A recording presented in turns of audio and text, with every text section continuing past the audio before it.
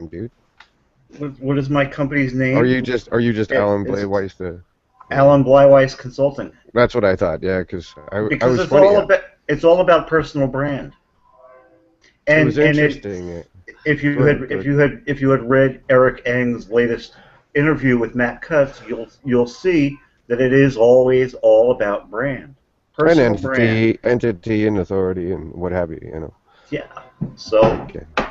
Technically speaking, they're entities. So, but yeah, speaking of which, when I was running around getting, your Twitter accounts, and for the folks listening, that's at Alan Blewiess, but we'll put her on that page later.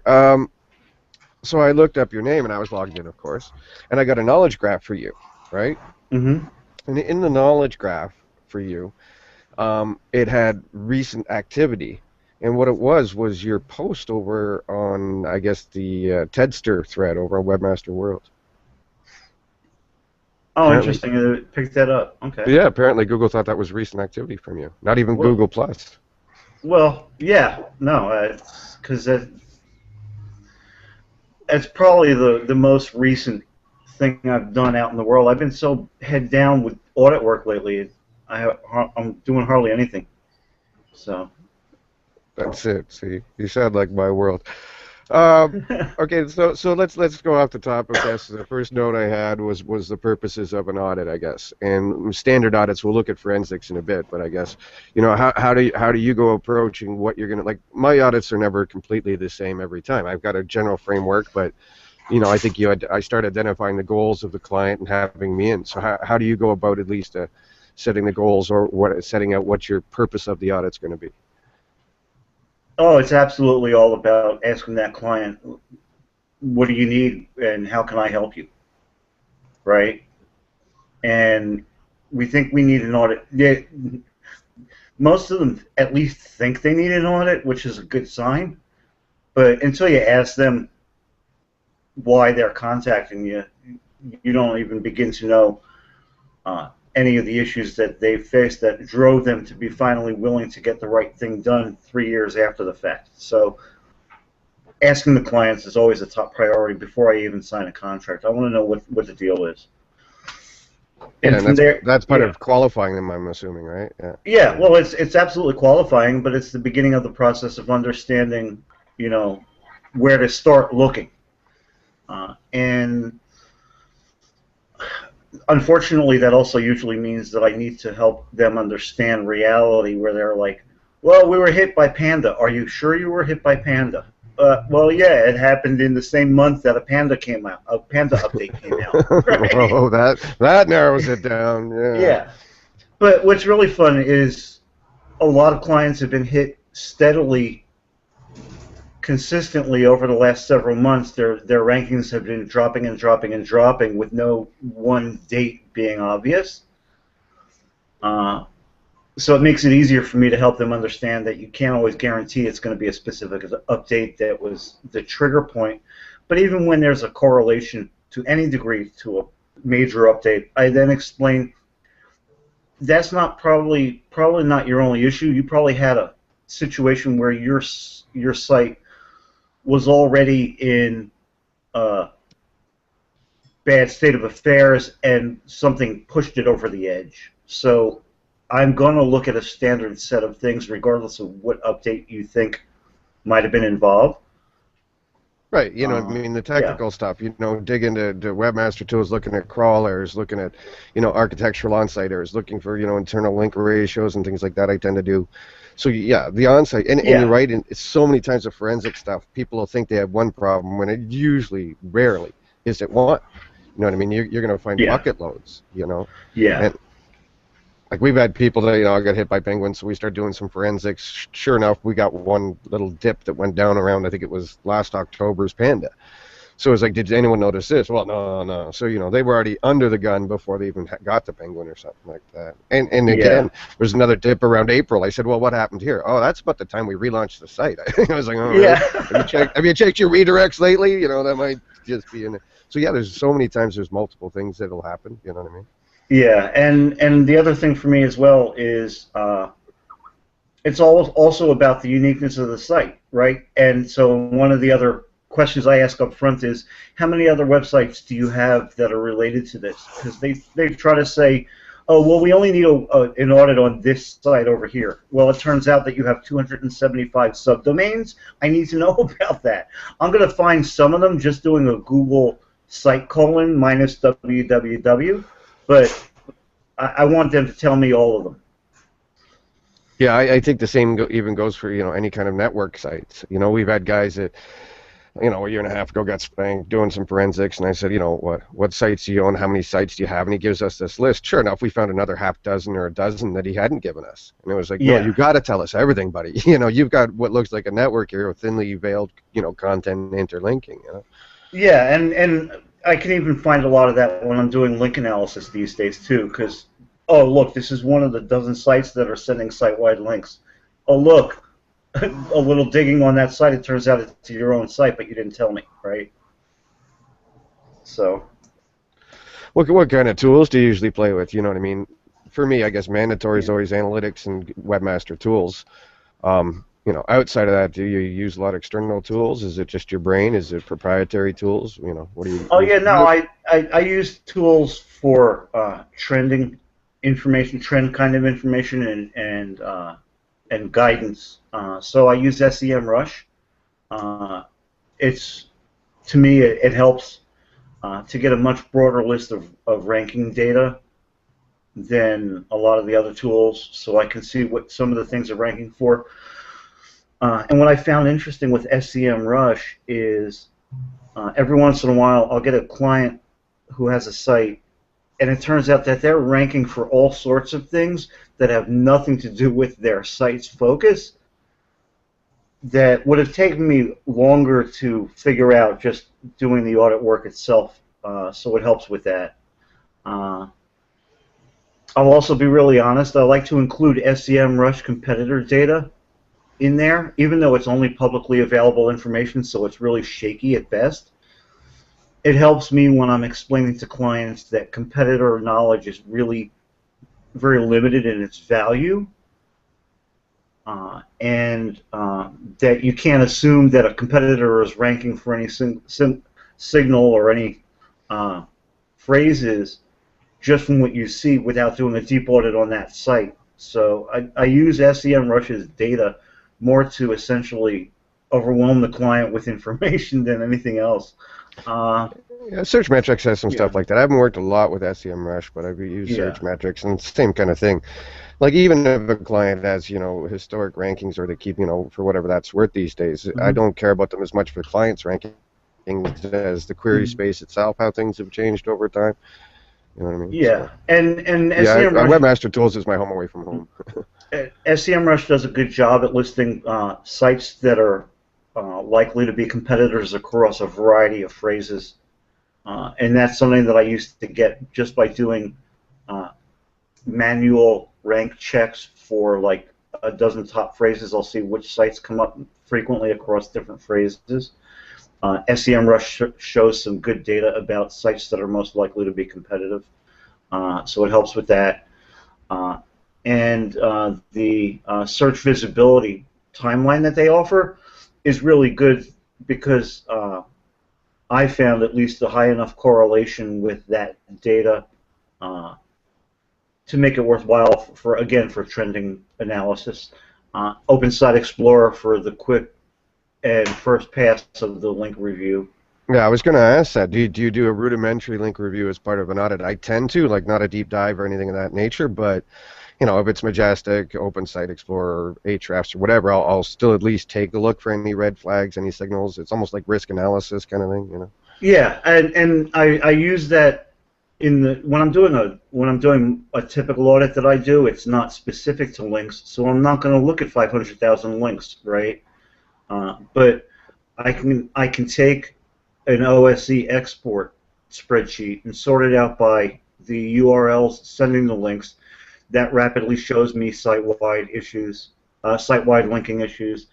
I can sort it out by page titles from the pages that are sending them to look for bizarre stuff like it says, link exchange or, increase your PR right in the page titles.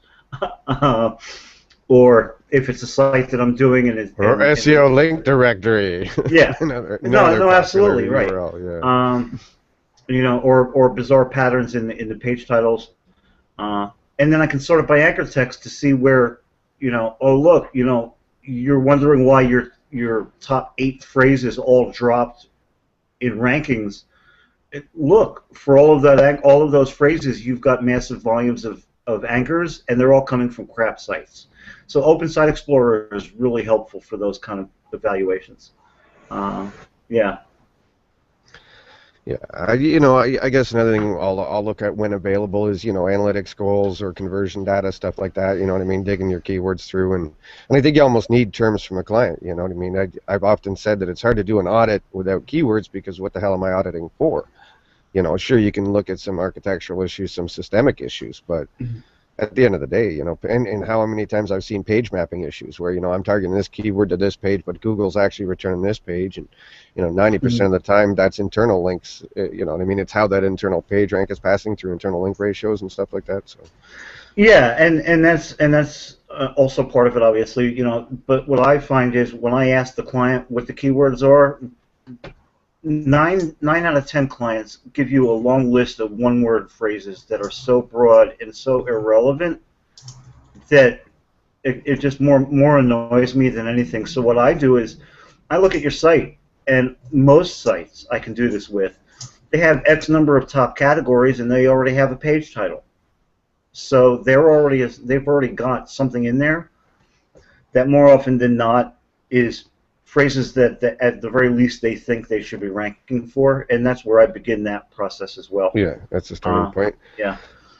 And then there are other tools that I use too from time to time. Link Detective can take OSD exports, and it does not a great job, but a fair job of identifying links that OSC thinks are still live, but it turns out that they're already dead. And spreadsheets, Excel spreadsheets. I take all of the information that I get from Google Analytics, from Webmaster Tools, from OSE, from SEMrush. I throw it all into Excel spreadsheets, and I do my own thing with them.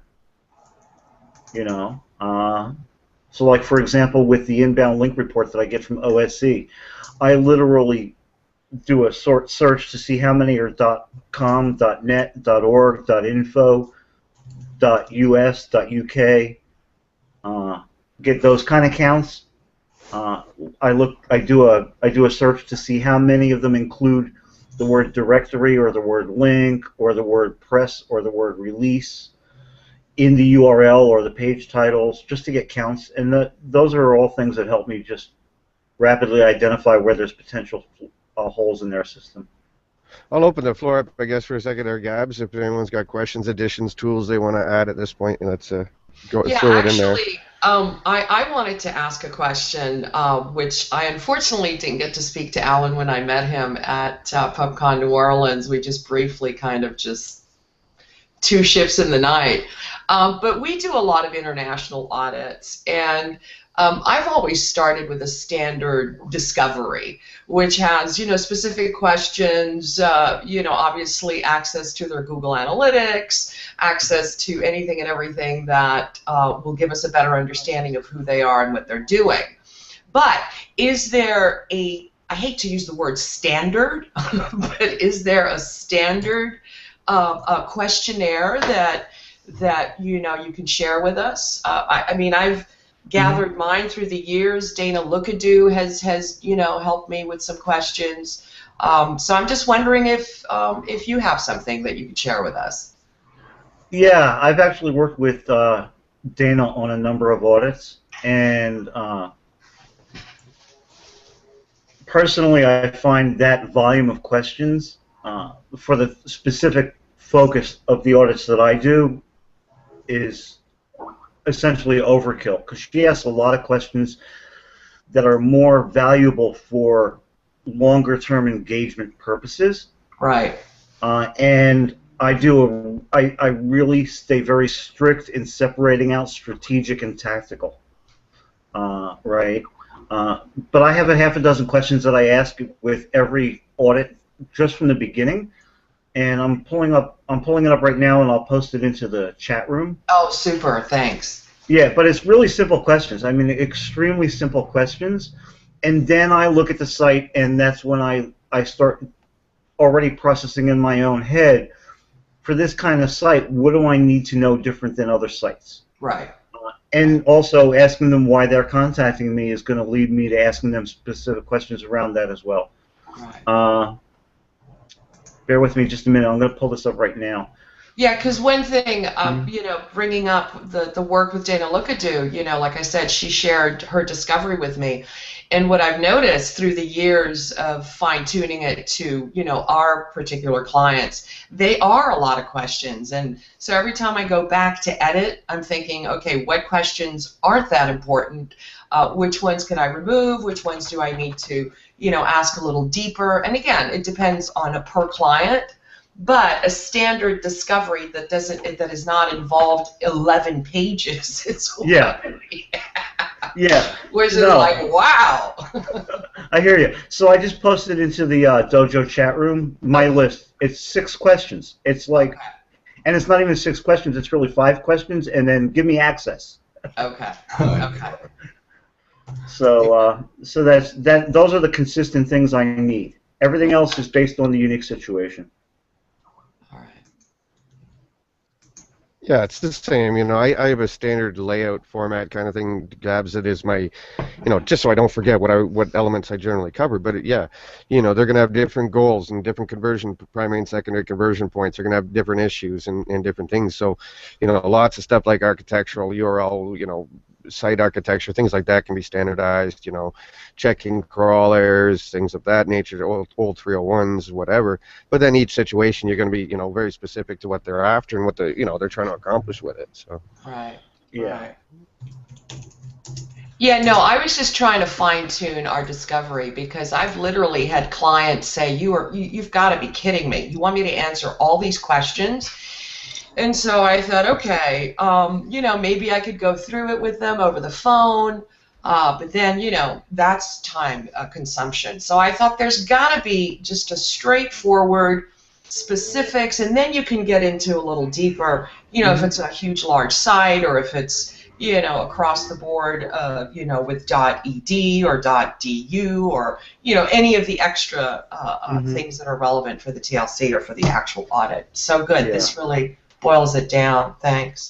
Yeah, I do so many audits now that I had no choice in my own process but to boil it down to the ones that I know are always going to matter to me. Right. And then adapt accordingly to each unique site situation after that. But even in that scenario, I'll typically maybe only ask just one to a few more questions beyond that, and I prefer to do that live during a conversation, right, as well. Right. It doesn't overwhelm them because they're not expecting it in advance. So if I end up having a half a dozen questions that beyond this that require extensive explanation, it's thrown at them right in the moment, and they don't have time to be overwhelmed.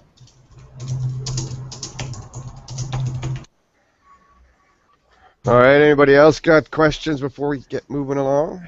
Lauren, you're there. Hello, Lauren. Come on. Lauren. Hey, how's it going?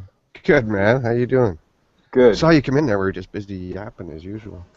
This is great. Actually, I do have a tool-oriented question, and I don't know if there's anything that does this right now. So, but I just recently finished an audit where, basically the client. One thing that we learned for the past year is that the widespread use of canonical tags without any education on how to do so can be as beneficial or detrimental to a client as widespread irresponsible linking, right? So basically I just finished a project where a client, not only do they have their e-commerce site, but they also white label for various different companies and partners. And about 300 of the different sites that they white label for all defaulted back with the canonical giving content ownership back to the source client.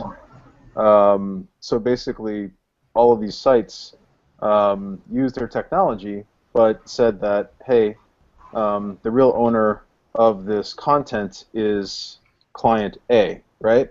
However, the content on those sites, basically, say if they sold one product or a multitude of products, those sites all had their own kind of niche products that they sold. So all the content that appeared on those sites and the title tags and everything else were irrelevant, or not necessarily irrelevant, but more so just not a fair representation of the client's content. What we've seen is that when a canonical is used, sometimes, whether it's page level or site level, if the content is not exact or more or less 80% exact, a lot of the times Google ignores it. What we saw was that they were basically, through this white label program, flooding Google with canonicals, which basically killed their own ranking, of course.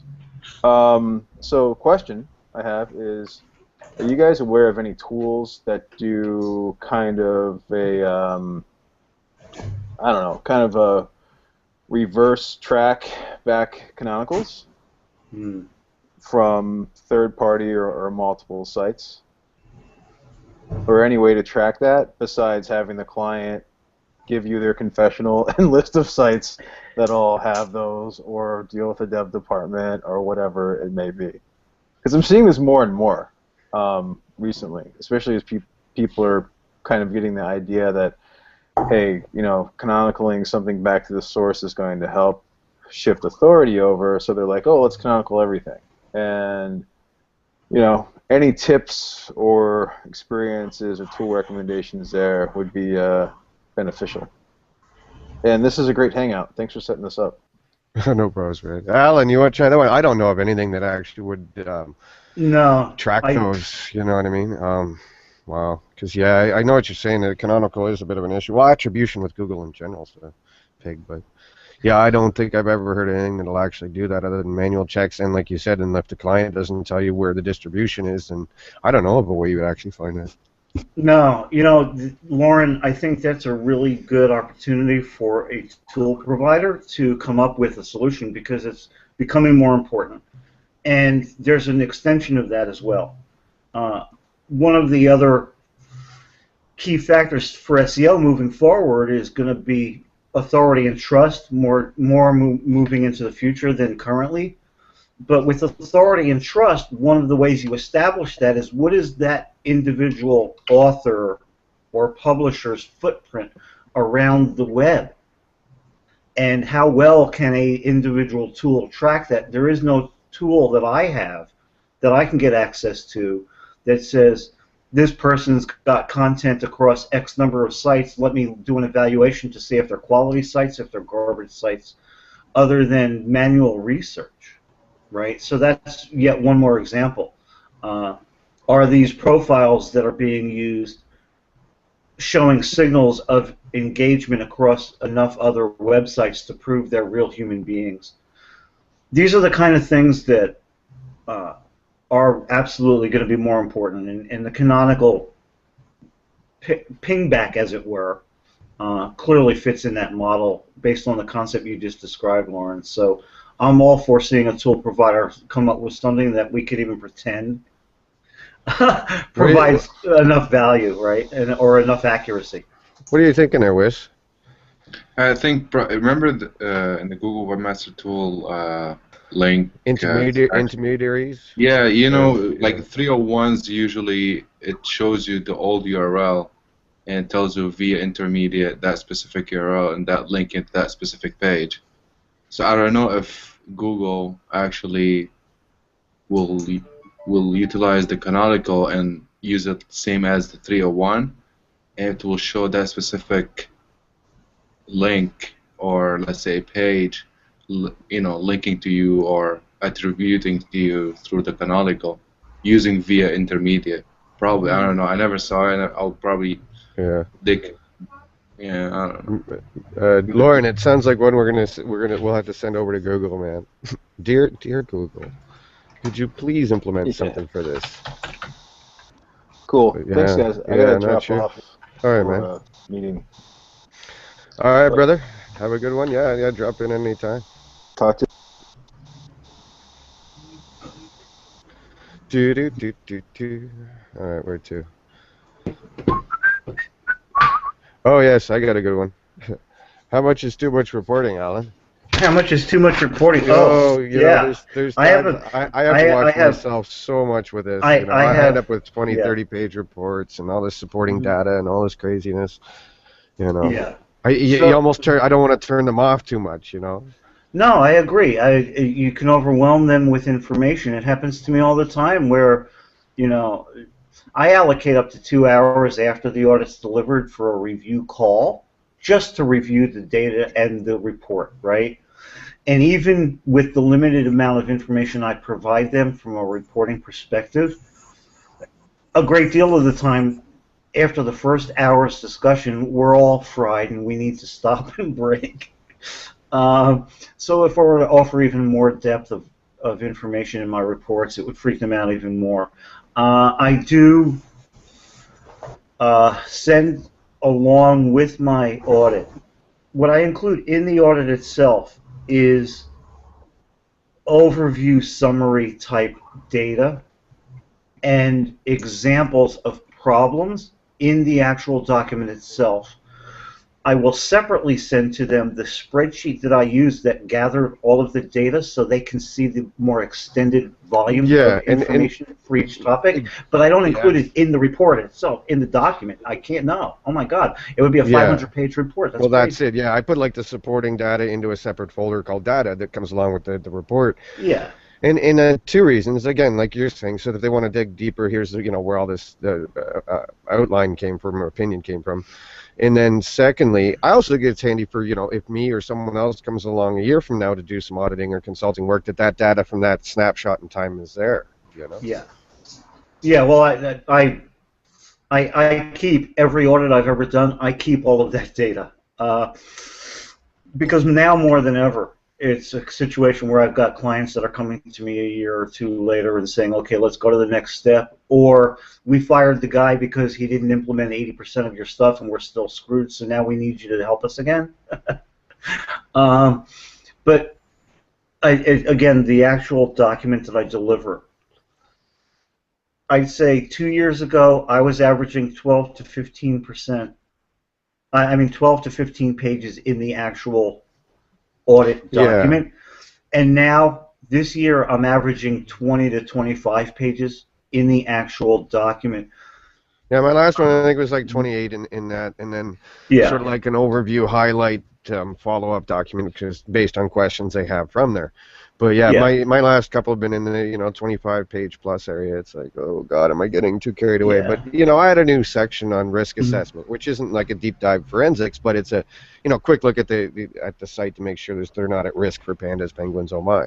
Yeah, So yeah. what's And the reality is, for me, the reason that it jumped to 20 or 25 pages is I am now in a situation where I'm providing more information about the inbound link profile because that's so much a big part of most of the audits I do, where I want to give them enough examples in the audit write-up of the different kinds of links that are problematic. So I say, here's 5 different sites that are problematic because they're all fake directories, and here's 5 links to sites where you're getting site-wide linking from, and those kind of things.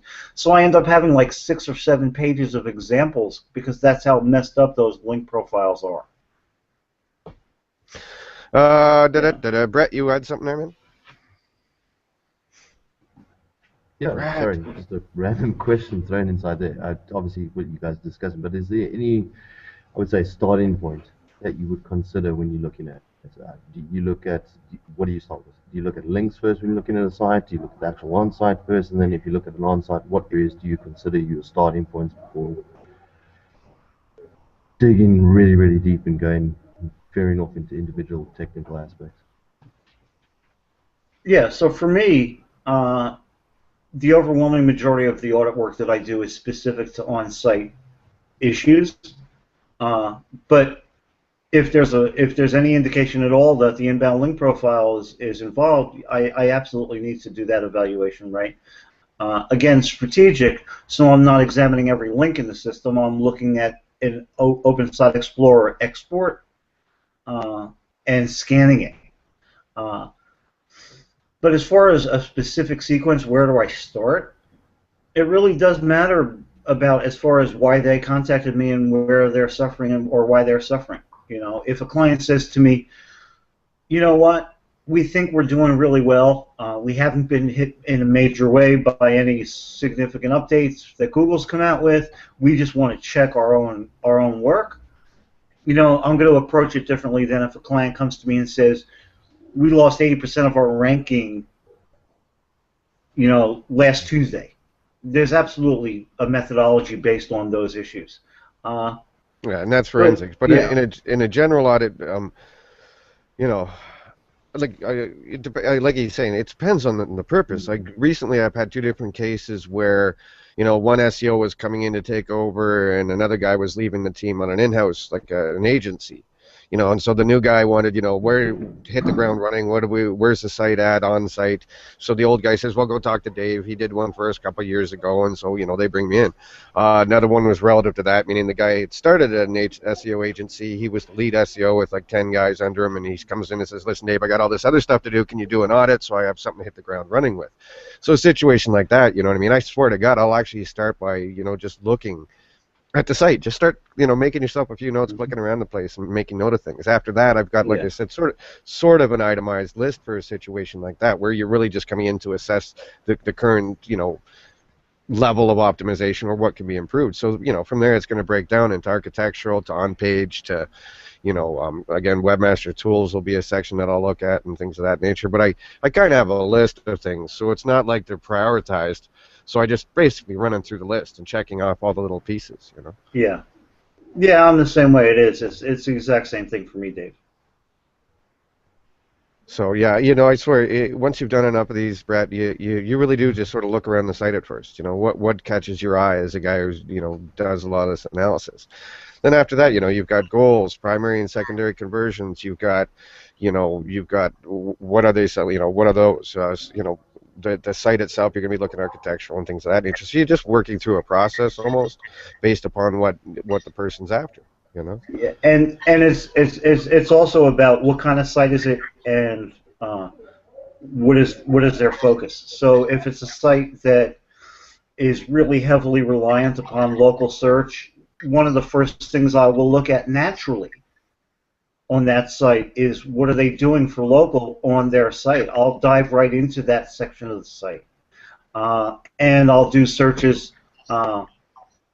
based on local focus, and then I'll check Google Plus and YellowPages.com and Yelp and a few others just for random searches around different locations they should be ranking for, to see if they've even got actual listings in those places, or if they own those listings, or if they've got duplication of NAP information.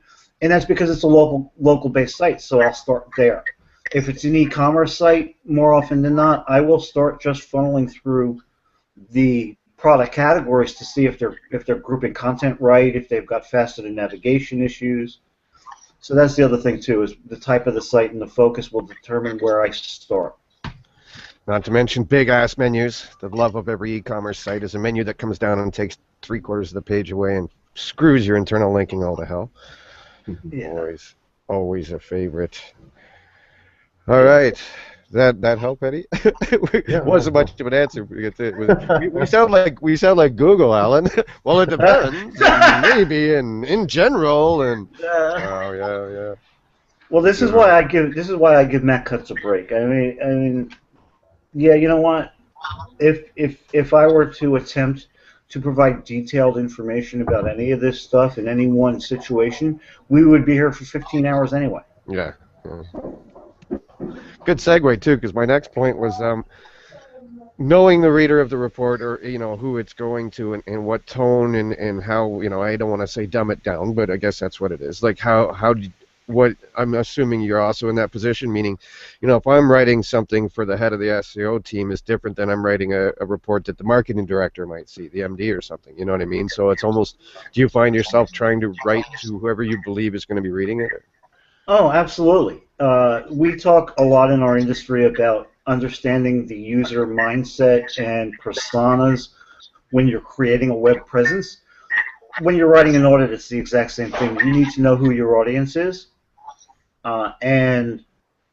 So if I'm dealing with a site owner who doesn't really understand SEO, but they've been ripped off for the last 3 years by other SEOs that were just taking their money, I'll go into more detail, and I will do my best in that detail of tasking and explanations to be as simplified as possible in explaining it so that they understand it. But if I'm dealing with a company that's got an in-house SEO where I see that they're already 80% there, I'm not going to waste my time in playing games with what I say in the document. I'm going to be really serious. I'm going to be very simple in terms of not giving them detailed step-by-step, here's what you need to do, because they should know that at that point in their career, and I believe that they do based on the work I've seen that they've done up until that point. But I'll be much more direct in my attitude about the problems. So, for example, I'll say, yeah, everything that I include in my audit is a priority. If it's in this document, absolutely, it's a priority. But I will go but do you ever? really, I tend to try and prioritize them for them, meaning stuff to work on, long range and things. Basically, I have short-term things to work on and things that are going to take longer, because I do find a lot of times people ask for that. Can you get, this great list, Dave, but prioritize it? What do I do first? And that's other SEOs even, and so I do end up doing that a fair bit, to be honest. Yeah, and like I said, I will be much more direct or firm in my communication about certain issues, like, oh my God, this is a crisis, get your shit together, right? And I don't curse in the document, but it's essentially the emphasis that I need to put on certain things because they're that problematic. Do you play much with query data? I did a post on Search Engine Watch this week, which is something that I've been doing with people for a while now, especially because of the forensics I do. People are like, screwed, waiting for the next penguin for the 4 months. What can we work on in the meantime to help things? And I find that query data is quite interesting, as far as, especially when you export it from Webmaster Tools into Google Analytics. I find that there's a lot of interesting little quick wins you can find in there by tweaking, especially meta descriptions and call to actions and things of that nature as far as SERP click-throughs go. I've been starting to use those kind of a lot more in audits and stuff, to use any of that kind of stuff. Yeah, when it calls for it, I do believe that going that far is rarely going to be something that I'm going to expend energy on, because clients more often than not do come to me with such severe problems across so many topics that's a shiny object to them, and they got no business digging that deep, right? But when there's time and opportunity, we can then go further with query data. We can look at, here's what Google thinks you are ranking for, here's their data. Well, they're going to list the top 20 words or however many words that are individual words that they think your site is about. There's often really interesting information you can glean from that allows you to play with and experiment with other tactics to boost individual words that will ultimately strengthen the 2, 3, 4, 5 word phrasing that Google sees across the whole site. Or in those kind of situations, I'll go and I'll say, all right, I told you in our audit that you should absolutely entirely block your on-site search from crawlers, because your 5,000 page site showed having 500,000 pages. I was going to say, just turned into 100,000. Yeah, right. I know that one well. Yeah, right? Yeah.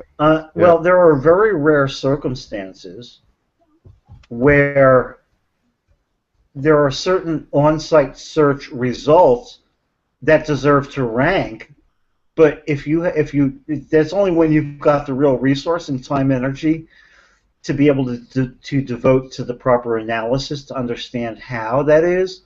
And then you've got to have the development capabilities to separate that out and create static versions of those results. right? Yeah, and I think in audits sometimes there's many a time that I'll advise them that, this has been identified, it's worthy of digging deeper into, because yeah, in that audit process, it's not necessarily always that intricate something you should be looking into. It's almost like, whoa, we noticed some things with your link profile, or we noticed some things with the query data. You might want to look into this deeper. Yeah. My bank transfer details are below. Yeah. Send Yeah. more money. Send more money. But Absolutely. yeah, I find that a lot of times too, for sure. That Yeah, I end up seeing things that really aren't in the scope of the audit itself that should be looked into deeper. Yeah, and another example like the on-site search is faceted navigation in an e-commerce system. It's much safer to tell most clients, shut down your entire faceted navigation from Google's abilities. But for certain clients, certain industries, certain topics, with enough additional time, they can come back afterwards and reopen segments of the faceted navigation when it makes sense.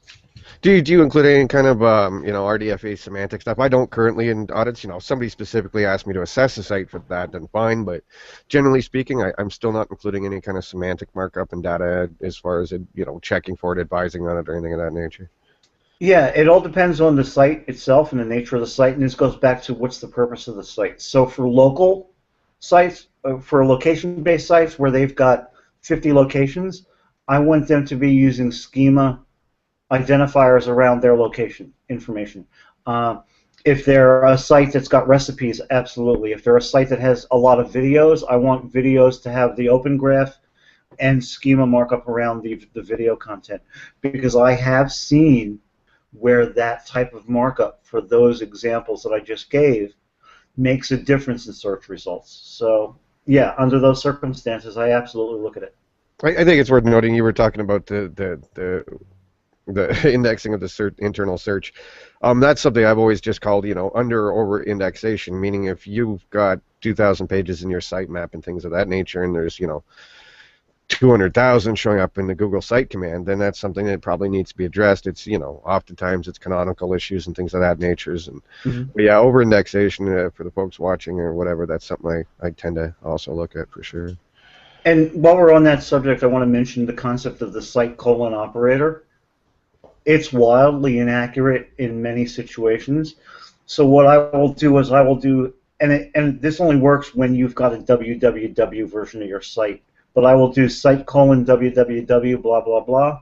I will do a separate site colon root domain without it, and then I'll do a third one, site colon domain.com space minus www, and I will quite often get 3 different sets of numbers, and that can reveal subdomains they didn't tell me about, but it can also provide more accurate insights into what they really have in their index compared to what they think they have.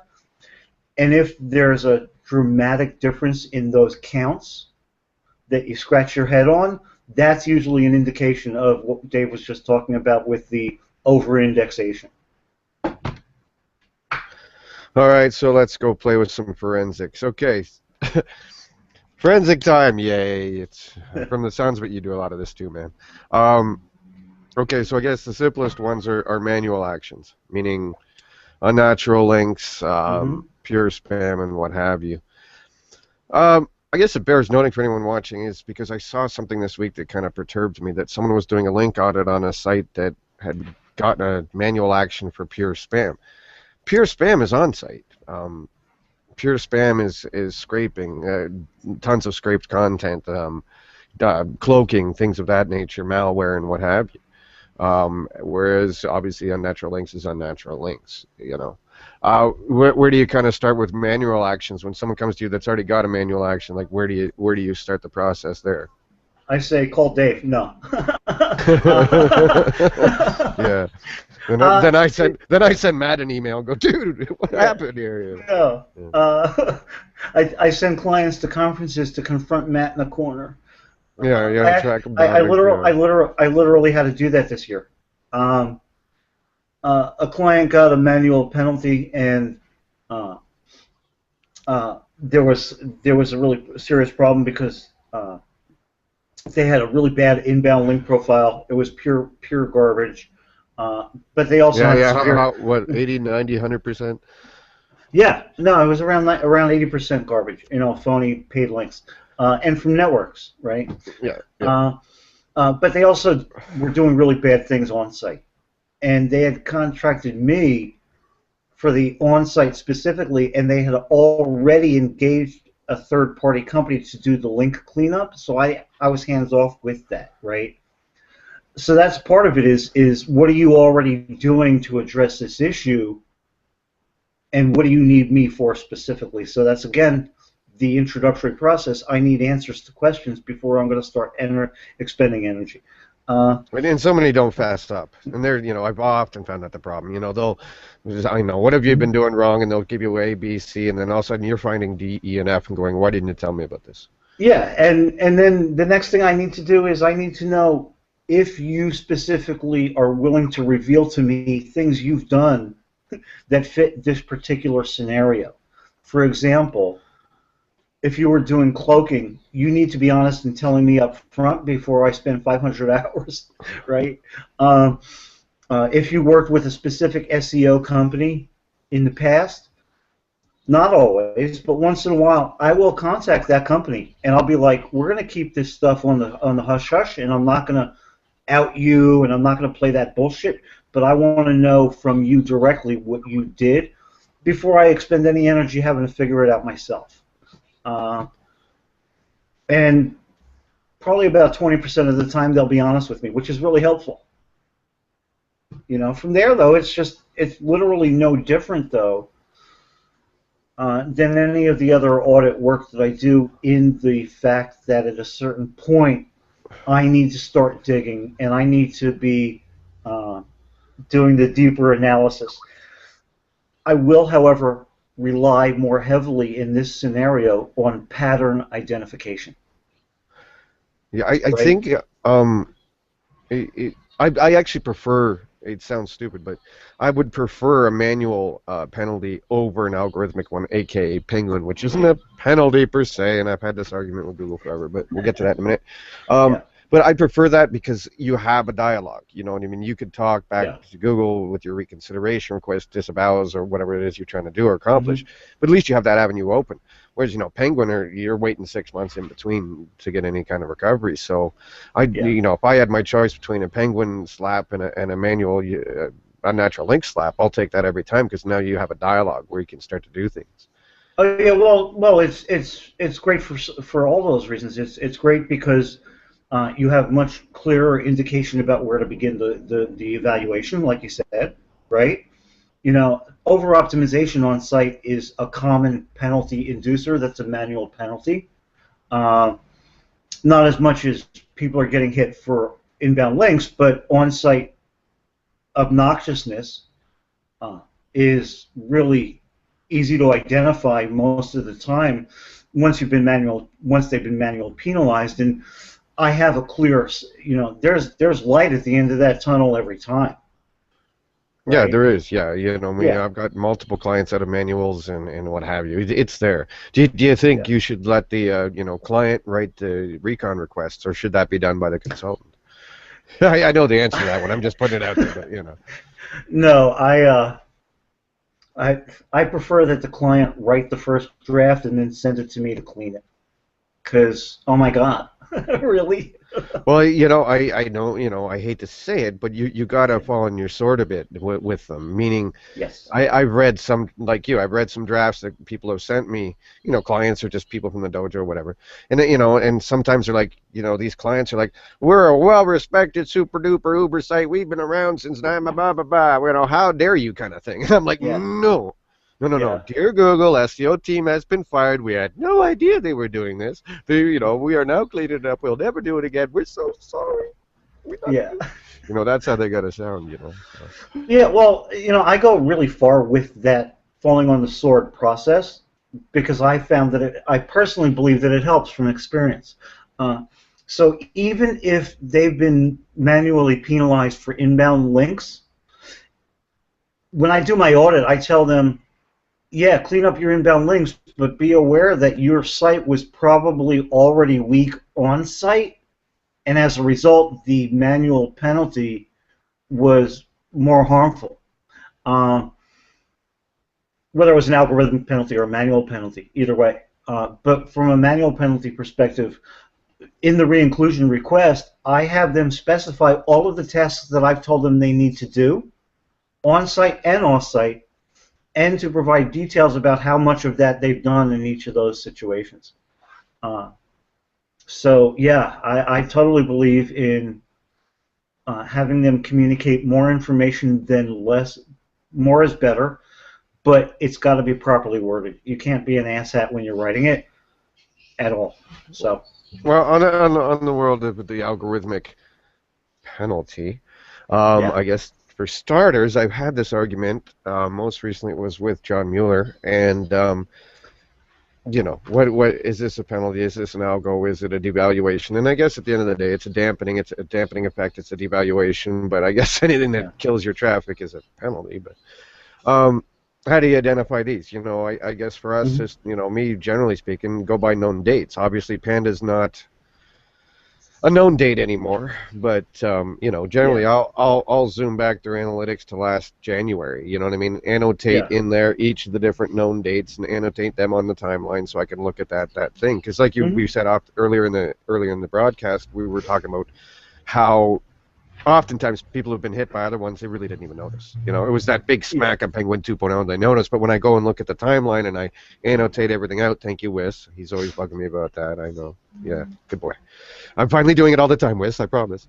So yeah, when you annotate that all out, you can start to see where things are, and so many times they'll have multiples. You'll see pandas and penguins and smaller hits and in a pattern almost of egregiousness and smackdown, yeah. Yeah. Oh, absolutely. It's part of that initial process. Is looking at the timeline and the known updates. There's clearly enough correlation for me to get real insight to help me begin my work. When I look at the longer timeline, most of the time, not always, but a lot of the time, and I do. I don't just go back to like January. I mean, I go back to January of 12 as the first start. Yeah, but I will. That's funny. That's funny. That's actually what I usually do too. Is I go to January last year, man. Yeah, and I will quite often jump back, going back to as far as the May Day update. What was that? 2009, 2010. Yeah. Every once in a while, I will see May Day hit, and then they were hit by one of the pandas the following year. You know, that helps me. Yeah, I do get a sense with forensic that websites can develop a pattern, and that Google is probably looking at that pattern. And if you're seeing it, you know, it could be a accumulation effect of many things that seem to be smacking you. Yeah, it's also important. This is one of those situations where it's really important to also understand whether the business you're dealing with is seasonal, because that's going to impact what you're looking at. And if it's a seasonal business, I do year-over-year comparisons as well to see, you know, maybe they were hit. Maybe in this particular case it was a seasonal thing, so let me do a year-over-year seasonal and see if there's issues there. Yeah, okay, folks. While this isn't, we're on the forensics, I'm going to put this here because I just thought of it. Year-over-year stuff is really quite important, and for any kind of audit. And one of my favorites year-over-year that I've been seeing more of late is actual brand searches, meaning, you know, you can, to a degree, if I'm looking at the analytics and I'm auditing and doing whatnot, and I see that brand searches are down significantly year-over-year, every time I go to the client and I say, have you guys been doing less offline stuff? Have you been doing less promotional stuff? Because that's usually what it is. If no one's searching if your people aren't looking for your brand or your entity anymore, it's a pretty good chance that client has cut back their spending on offline stuff and things of that nature. So, anyways, just putting that out there. And right in line with that, that's for brand. Let's talk about for non-brand phrases and economic considerations, because that's also another reality. Throughout the last several years, the economy has gone up and down, and different sectors have been impacted one way or the other based on economic considerations as well. So yeah, that when I'm doing a forensic audit, those are things I consider. Yeah, I think you have to. I guess on the Penguin, you know, I've got a new working theory, Alan, on the Penguin, in that You know, we know two things. We know that Google and their natural links messages are often use their form letter, and often they say we have stopped passing equity from these links that we find suspect. Secondly, on the Penguin side, we've been told that if you disavow something that Google actually thinks is of value, they reserve the right to actually still count that link. So it's not like a no-follow. It's not a robots.txt. So if I consider this, Alan, I'm left with this weird feeling that somehow any kind of Penguin recovery isn't really going to be about disavowing links or removing them, meaning Google's not going to trust us with their link graph. They're going to decide what the hell they think is good or bad. So that doesn't make some sense. So if there is Penguin recovery, okay, then how does that work? They're not giving you back link equity from links they didn't like, because that doesn't make sense. So there has to be some sort of a trust score element that they're as a multiplier when they're doing the scoring for your site. And I'm starting to get the sense that the only way a disavowal would work in any kind of way is if you have disavowed X percentage of links that they think are crap. Meaning, you know, how much do they trust your ability to evaluate your profile? Yeah, here's one of those. Here's one. This one goes in the pile of class action lawsuit to give us access to the real insider information, right?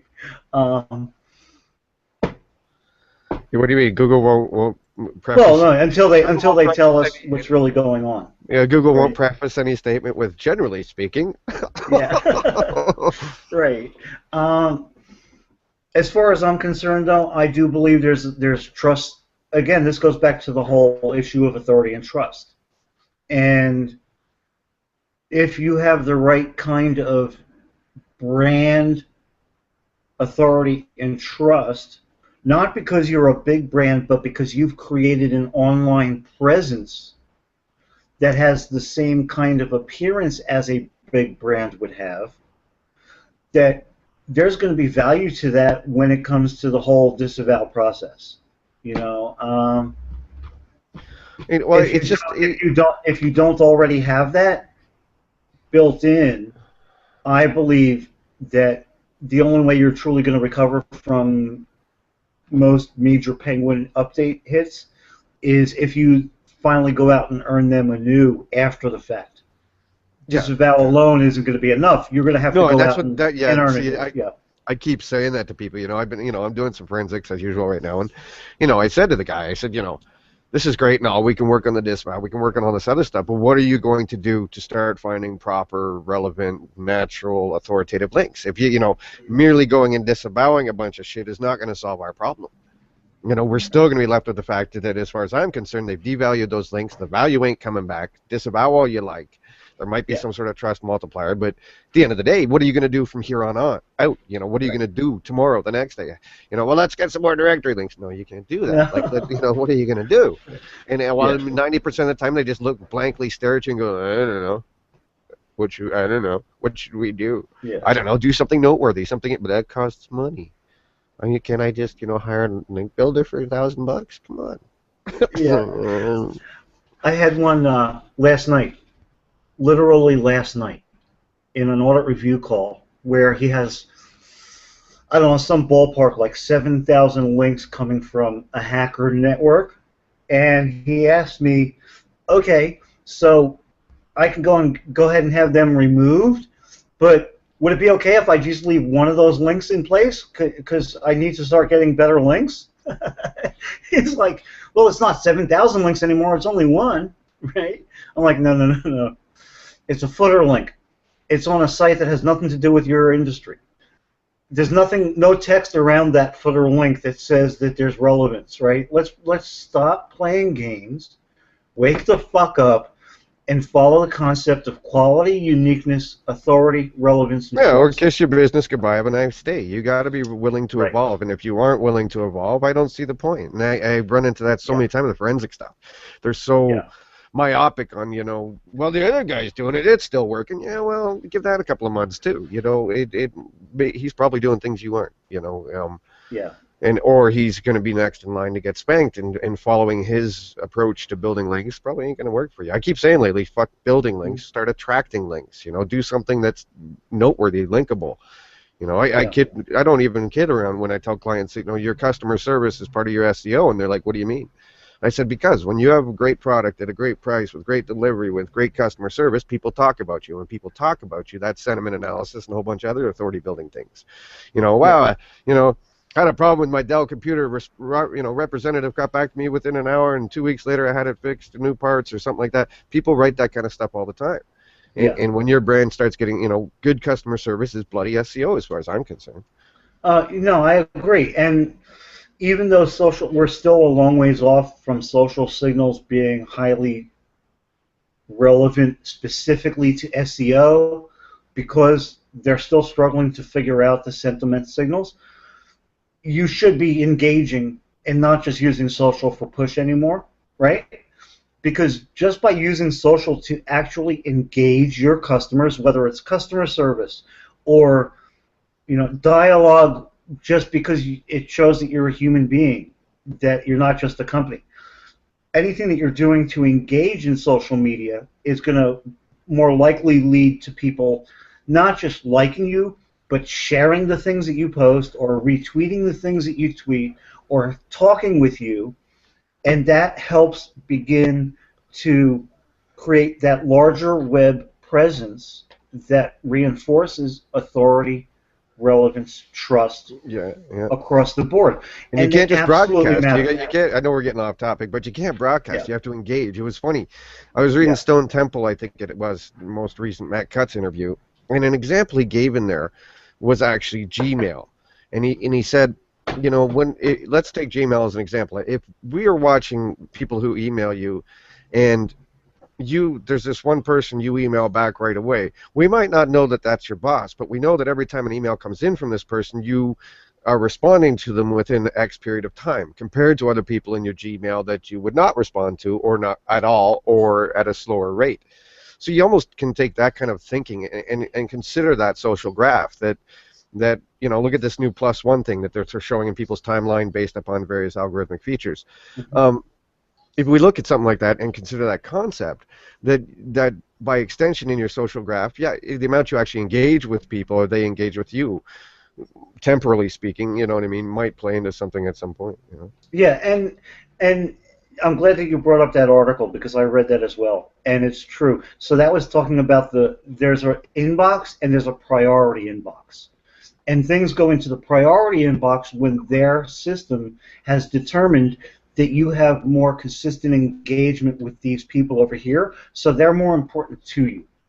And there's an extension of that concept out onto the web, and that article also talked about what we're getting into now, where even though certain signals might not be really critical to SEO today, if you are doing those things, there's much more likelihood that that's part of a pattern of other things that you're doing, and that is also going to be part of a bigger pattern of how other people will want to link to you for the right reasons, and will want to talk about you for the right reasons, where those signals that matter today, inbound links, really do count. And that's a big deal. One of the other reasons I liked that particular article at Stone Temple was because Matt really goes deeper in that article than I think he has ever done about these concepts of, it's not just create great content. There's a reason that they've been saying that for years, and they just never went further in saying it beyond write great content. The concept is, if you write great content, you're more likely to get people to be willing to think about engaging with you. And they're going to find value in that when you do outreach. And that's another thing that article comes out and says. Matt has no problem with link building when it's based on those principles. That's traditional marketing, and that's what I've always advocated. Traditional marketing is do something great, and then, yes, do outreach and say, hey, are you at least willing to take a look? Well, that's it. I've always said be remarkable, meaning that do something that people want to commentate on, share with people. The days of running around to link directories and article marketing are dead. Look at the world of guest blogging. That's going to hell too. Why? Because people aren't considering the sources. Again, the trust and the authority of a source. We've You know, in the last while we've talked to Googlers, I've talked to them about guest posting. I've talked to them about even forum signatures in another situation, and it's all about this trust. It's all about that level of where you're doing it. You know? Right. And it keeps coming back. Every one of these topics that we're talking about today fit that QUART model: quality, uniqueness, authority, relevance, trust. If you're doing any one of those poorly for any of the things that you're doing online, you need to compensate with those other channels to make up for it. But there is a certain point where if you're missing any one of those, no matter how much heavy lifting you're doing with the others in that one signal, it's not going to be enough anymore.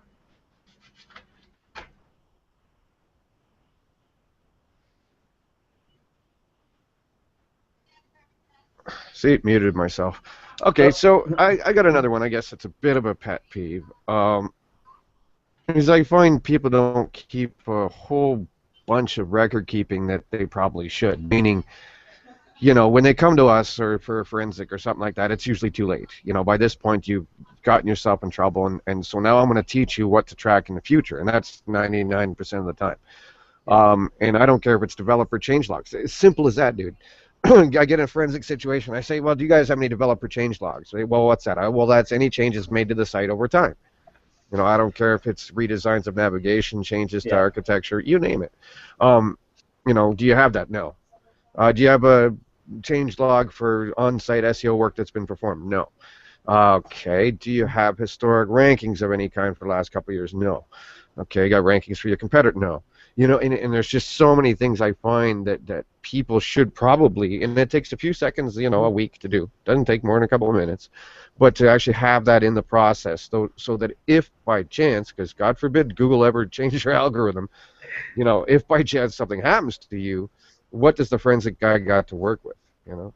Yeah, well, this goes back to those initial questions that you need to ask, and so one of the ones that I ask currently as a consistent thing is, what things have you done for SEO since January of 2013, right? I mean, even asking that simple a piece of information is quite often answered with, we don't have an answer for you with what we've just done in the last 6 months. But the more they can provide as far as timeline, the more that will help me in evaluating in comparison. If I don't have a specific Google change, maybe I know that, yeah, but guess what? We rolled out a brand new template on this date, and oh look, you lost 30% of your rankings the week after that. That will help me if I can have that information. So knowing those things can help us for sure. It's just unfortunate that they don't track it a lot of the time. Yeah, it's always too late by the time, you know what I mean, we get there, and you know, well, none of that's there. Like even link building, like I can't count how many times I've asked people, well, okay, well, did you hire anyone to do some link building? Yes, we did. Do you have a spreadsheet of links they built? No. Why? Oh, they didn't want to give away their sources, blah, blah, blah. Oh, that's helpful. Thank you. Yeah. Mm-hmm. Yeah. You know, that's always a bonus. I don't always look at every single piece of information that a client will provide me of that nature. I would prefer that they have it and they make it available to me, though, so that when I do want to take a look, I have knowledge to help me make decisions and take action. So, we got any other questions from the floor, ideas, additions at this point? Anybody? Come on. Speak up, people. Too damn quiet, I tell you. Yeah, look at them all just sitting there. No one's doing anything. God damn people. Well, okay, man. Let's go back to my next one, which is my new and upcoming post article. I don't call them posts anymore, but I guess I don't. Which is my newest article will be entitled 50% of the implementation, 50% implementation, 100% of the blame. Oh, do you run into this one, dude? Yeah, well, I mean, and you joked before the broadcast that 50% was a gracious number. Yeah, 50% wasn't a gracious number. 50% is a pie in the sky number for many clients. Yeah, absolutely, right? So, I mean, I do have one example where I'm working with a client right now. 50 million page website, and they engaged me to do a forensic audit. I don't even remember how long ago, a year ago. Well, in February or March, they fired the guy that was running the operation because 80% of the implementation recommendations were not executed. I mean, 80% of my recommendations had not been implemented, and many of those implementation recommendations are template-based, so you're not hiring monkeys to work on 50 million pages. You're working with a developer to make 5 template changes, okay? Come on, dude. Really? A year later, you didn't take action? And, well, they fired him because why did they fire him? They're not gaining any ground the way they need to financially, so the owner of the company said, fuck this, we got to do something different. And now I deal directly with the owner of the company. Okay. It's sad. I really believe it's sad. Now, I understand that there are corporate... oh, no, sorry. I was just saying, it is sad. It is depressing at times. You know, I did one recently for a large British entity that hired me back in 2011 to do an audit, and they hired me again this year to do another one. And I made sure I didn't look at the old one. You know what I mean? I decided to go with clean eyes, a fresh look at it, and went about the process and sent it in and whatever. And then I went back and looked at the old one, and sure enough, you know, a lot of the same things were advised, you know, 2 years ago, and I wrote them back and said, you know, I'm just looking at the old one here, and you know, what is it, you know, not to be an asshole, but what's the point of hiring me if you guys aren't going to do anything about it? Because is this just a handoff to your marketing director so you look good? And if things fuck up, you can blame me or something, because, you know, you guys didn't implement hardly anything from the last one. Yeah. You know, and it's frustrating. It is really frustrating. That brings up another really interesting concept, is if a potential client comes to me and they're unhappy with the work they were getting from another SEO company, I want to see the reports and the previous audit that was done from that other company. Because I have found situations where they blame the previous SEO company, and when you see the audit that was done by them, half of your work was already done for you, or a significant amount, and the client never implemented their work. So why the fuck? That's what I feel like saying. No, you can swear all you want, man. It's a dojo, for fuck's sakes. But yeah, I'm the same way. I'm just like, why the fuck are you bothering if nobody's going to do anything about this shit? What are we, just lip service? We just want to, you know, I get the sense that someone just wants to hand it off to the MD so they look good, you know? Yeah, and that's also a really important indicator for me as to whether or not this is going to be a bullshit client that's going to waste my time and complain half the time about problems, but they're not going to follow through with me because they didn't follow through with the last company. Fuck that. Either wake your ass up or go somewhere else. I honestly need to take that position sometimes because I don't have the energy. I just don't. I don't care that they're paying me $150, $200, $250, $300 an hour at that point. No, I want to be effective. I want to be good at my job. I want to see something positive change so I can go, thank you, yes. You know what I mean? I almost think about it in the sense that as they lose money, some poor fuck over there is losing his job. So his kids and his wife and whoever, you know, it's you're taking food off their fucking table, man. I care about that stuff, you know? I'm here to help. I'm here to try and make your business better and grow it. If you're not going to fucking listen, it's just irritating and frustrating as hell, man. Yeah, and I'm the same way. This is one of the reasons I will end up working at 3 o'clock in the morning on an audit, because I'm aware of the fact that there's 50 employees and their families and the roofs over their heads that are all going to be impacted. In fact, they're affected, man, and it matters to me. I literally think about that shit. And it's not even that they're going to be impacted. They've already been impacted because they waited 2 years to come to me after they started losing their rankings 2 years ago. So you're already 2 years into it. Yeah, you ever had to audit another SEO company? Ooh. Yeah, of course. There's probably about a half a dozen agencies in this industry that I've had that happen with. So yeah. Eric's in the room. 150 an hour. I need to change jobs. And no, 150 an hour is my lowest rate, and it's probably only about 20% of the time I charge that. So yeah. All right, folks. Anybody else want to chime in before we're moving along? Oh, so, yeah. Sorry, but on that, I have fucking audited the work of some well-known SEOs and companies, and oh my god, dude, it's painful, you know. Yeah. It is painful. Some of the work true. they're doing out there is just like, wow. And it's to a certain degree, it's an embarrassment because they're in my industry. And they're thought leaders, or so-called thought leaders. Some of the ones I've audited, so it's frightening.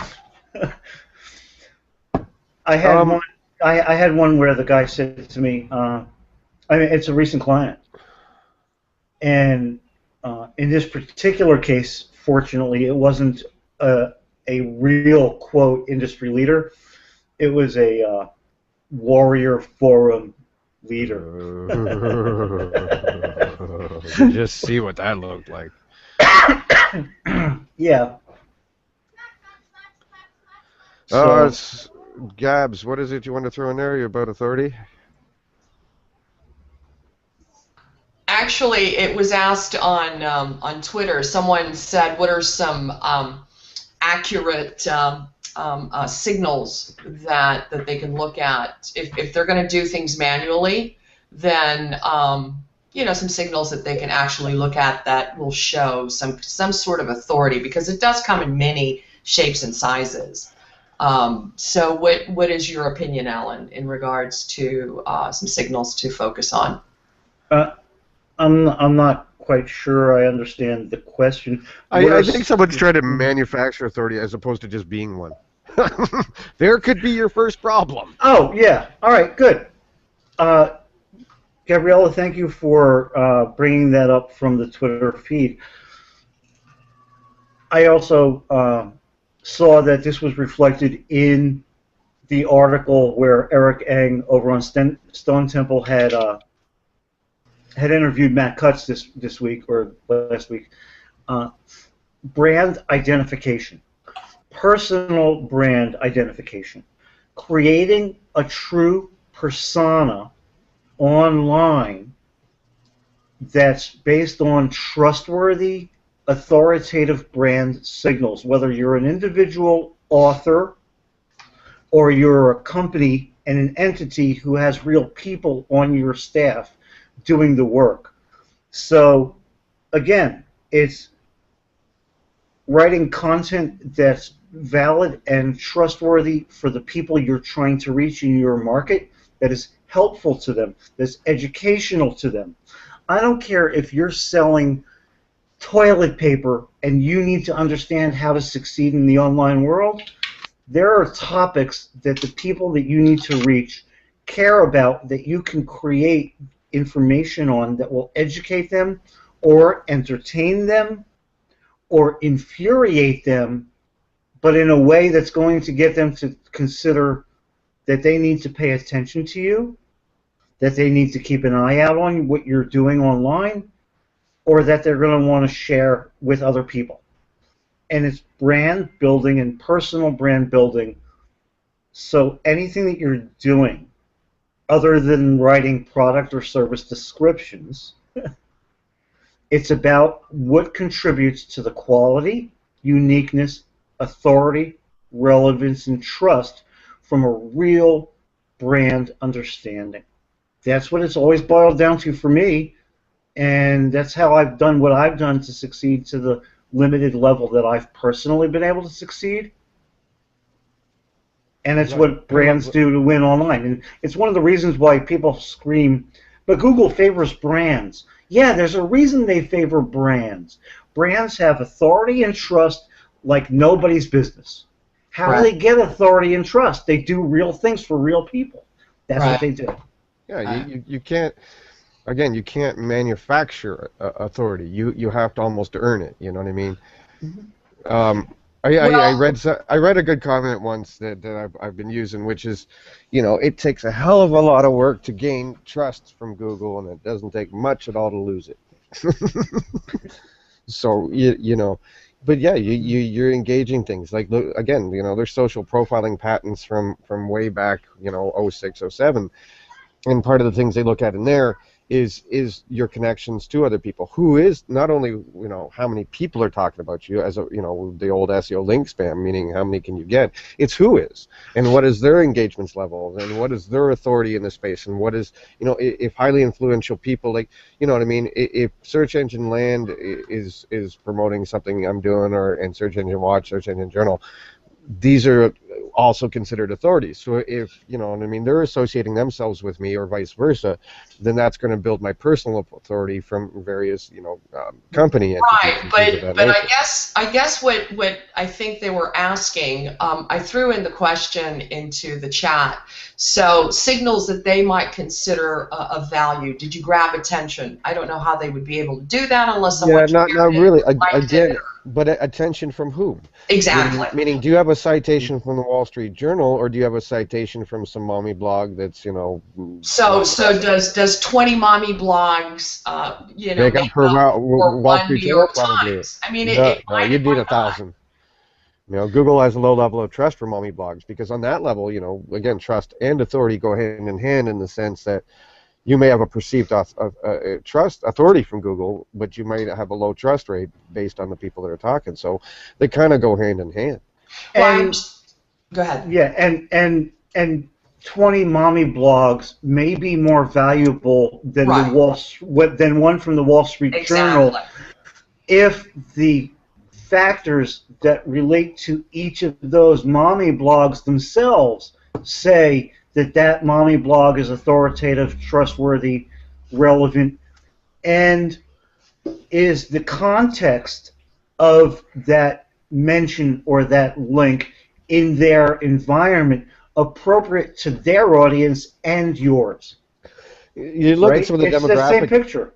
Some of the demographic categorizations that they'll use, Gabs, in the sense that, look at this new +1 thing. What this new +1 thing does is, if someone +1 something, it might share it on your timeline. You know, meaning if I +1 something, it might or might not show it on your timeline.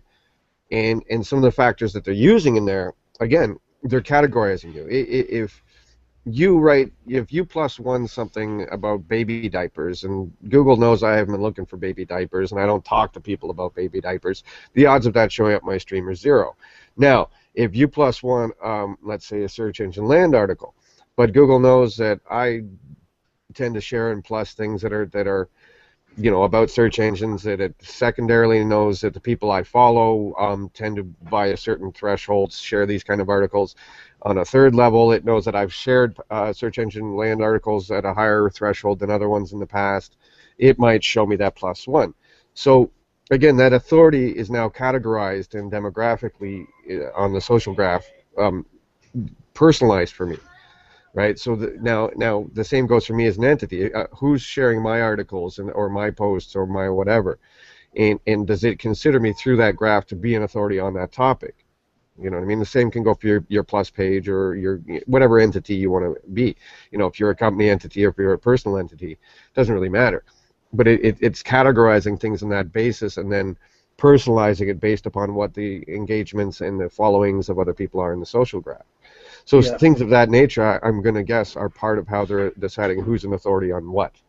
So it's fair to say that some of the questions that were posted are pretty good identifiers for looking at some signals. Like, was your content shared? Where was it shared?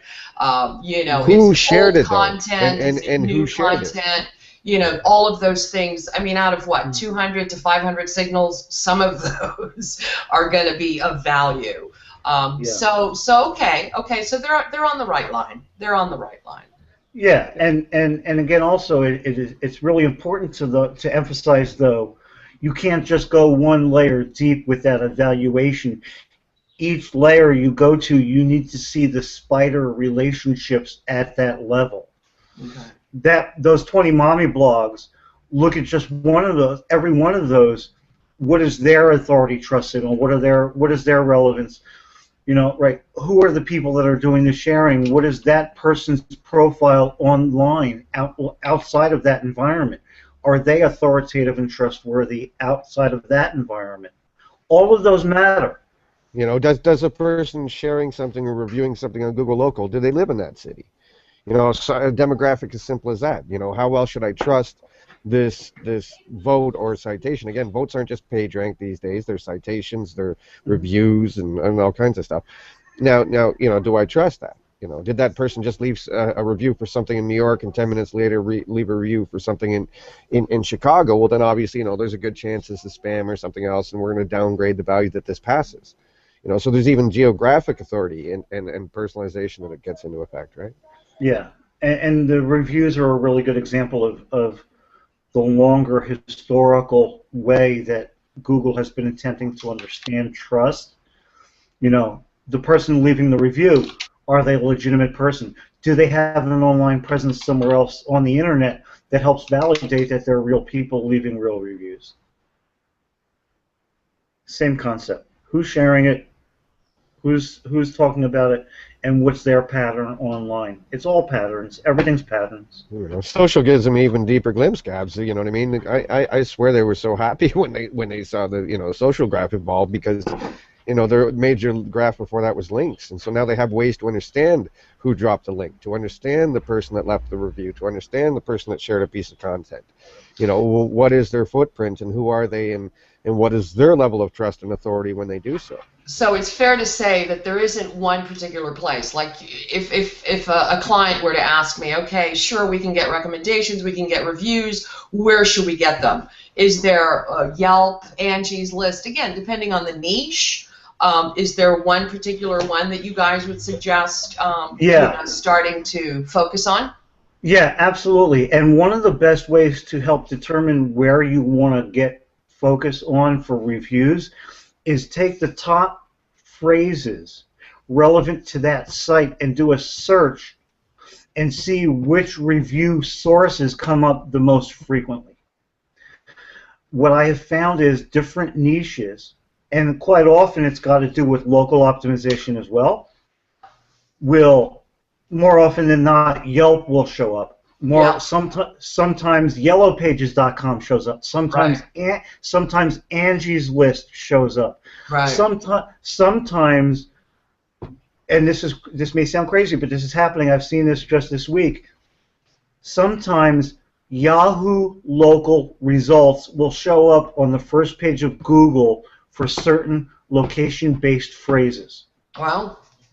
And those are showing up more often than not when there are a high volume of reviews in that Yahoo local environment. Right. Well, the reason I ask is I have a local client. He's a contractor.